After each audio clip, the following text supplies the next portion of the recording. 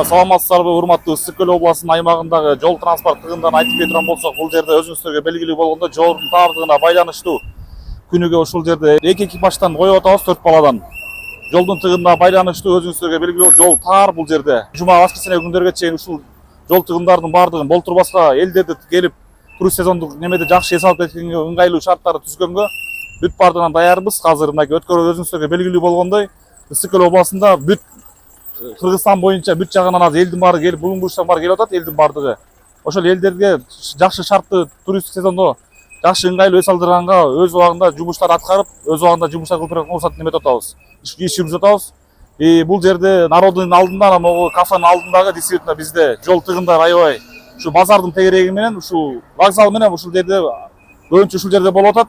Анан бул Чырпыкты балыкчы жолу оңдолгонуна байланыштуу азыр ал жердин да баары тыгындардын баарын жокко чыгарып, инспекторлорду жолго коюп атабыз.